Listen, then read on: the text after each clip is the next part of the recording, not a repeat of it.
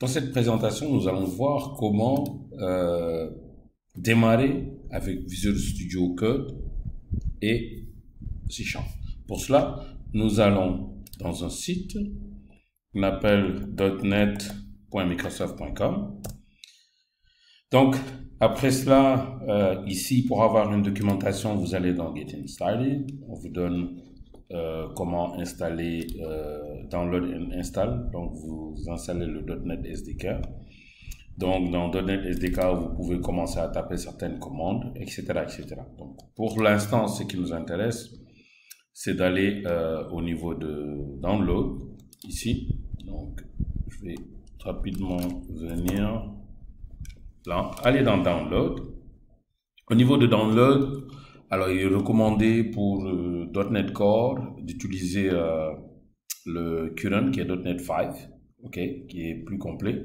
Si vous voulez aussi aller à .NET Core 3.1 qui est un LTS, qui est un Long Term Support, ou télécharger .NET Framework.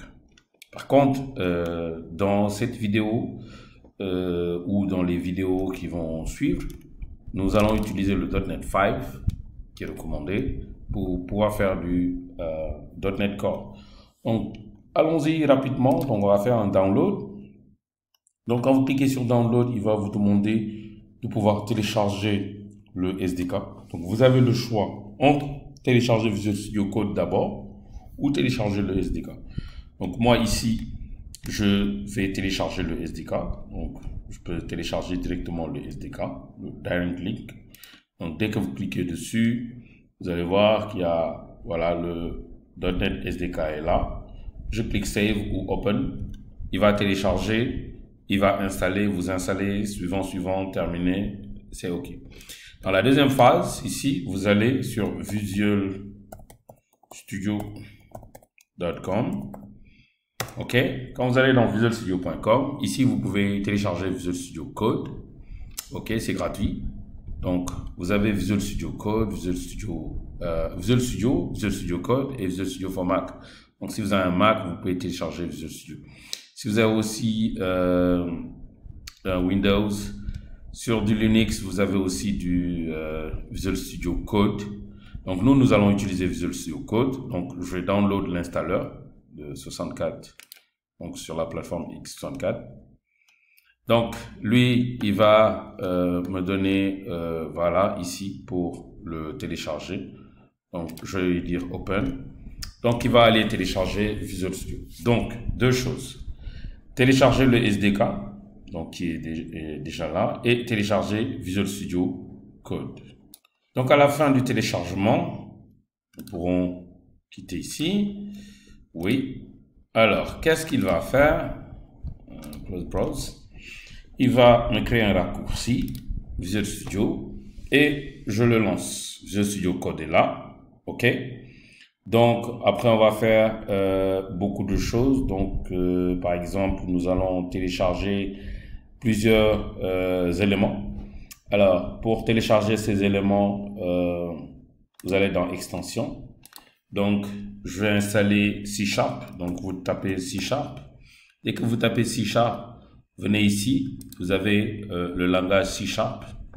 Donc, tous les outils qui permettent de manipuler ce langage-là. Et là, donc vous mettez Install. Donc, il y aura un bouton. Moi, je l'ai déjà installé. Mettez Install. Ensuite, vous mettez VS Code. OK. Vous mettez par exemple Icon. Voilà. Ici, vous utilisez VS Code Icon. Donc, lui, ça vous permet de donner des jolis aspects à vos icônes. Ici, par exemple, vous voyez. OK. Ensuite, vous pouvez télécharger, par exemple, Git. OK. Donc, avec Git, vous avez la possibilité, par exemple, ici, j'utilise Git History. OK. Git Length. OK. J'ai téléchargé Git Graph. OK. Ça vous permet de gérer le versionning de vos codes. OK. Ensuite, vous pouvez mettre debug. Bon, il y a déjà des choses qui sont déjà là. OK. Alors, si vous faites du Java, vous pouvez télécharger Debug for Java, ok, Debug for Chrome, si vous utilisez le navigateur Chrome, etc., etc. Donc, il y aura un chapitre vraiment dédié à cela. Donc voilà, Visual Studio étant installé, si vous êtes sur du Windows, vous n'avez pas besoin de faire grand chose. Il suffit simplement de prendre un terminal, ok. Et si vous avez aussi installé le framework .NET 5, donc il suffit simplement de taper .NET. Dès que vous mettez entrée, vous voyez, il vous répond. Ben, si la commande n'était pas installée, par exemple, je mets .NET S, il dit .NET S n'est pas reconnu en tant que commande interne. Ok? Donc, je peux mettre par exemple .NET New. Ok? Et puis là, il vous dit .NET New, mais quel type d'application tu veux créer? .NET New Console, .NET New Classic, WPF, ok, MS Test, Worker, Page, View Import, MVC, Blazor WASM, Blazor Server, donc React Redux, ok, etc., etc., gRPC, etc. Donc, vous voyez, il y a énormément de commandes. Bon, je vais faire, par exemple, je vais créer une petite application console. Vous allez voir ce que ça va donner. Bon, pour cela, je vais aller au niveau de mon C. Donc, je vais mettre mkdir intro C#.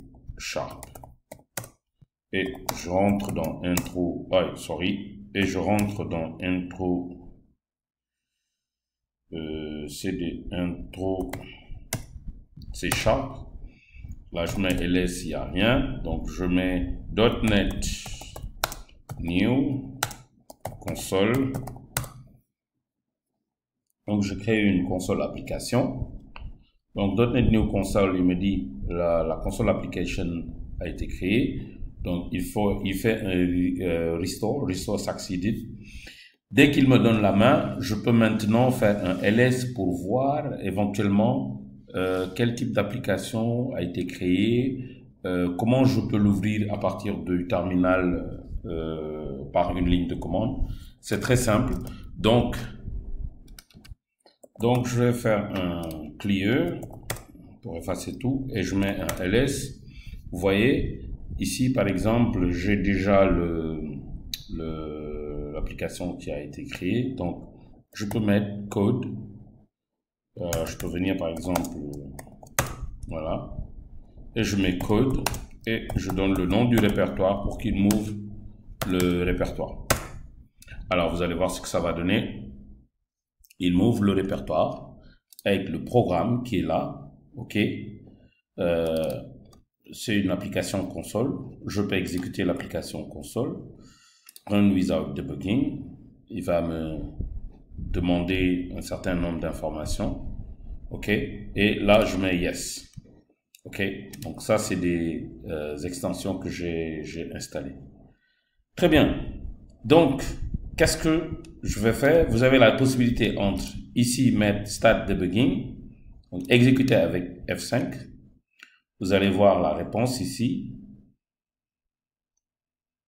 Voilà, Hello World qui est là. Hello World. Ou bien, je vais modifier Hello World. All C# programmers. Ok, je mets save et je reviens. Voilà, j'exécute. Ok, très bien. Il me donne la réponse. Hello World, all C# programmers. Mais des fois, je n'utilise pas l'IDE. Donc, qu'est-ce que je fais? Je viens dans Terminal. Ok.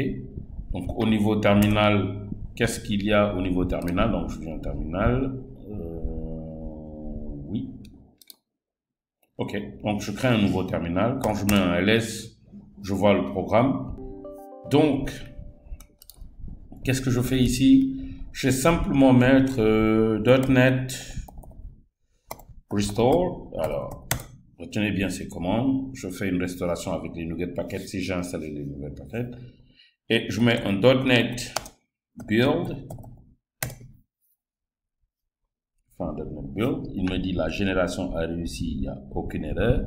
Si je mettais ici, j'ai oublié de mettre point virgule, j'enregistre et je lui dis .NET Build, il va me trouver des erreurs. Voilà. Avertissement, 0, erreur, 1 erreur.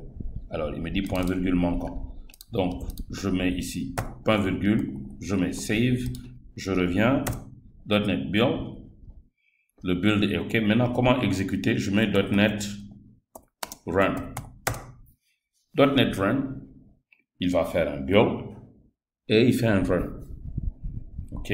Donc là, vous allez voir, avec .NET Run, il va exécuter l'application.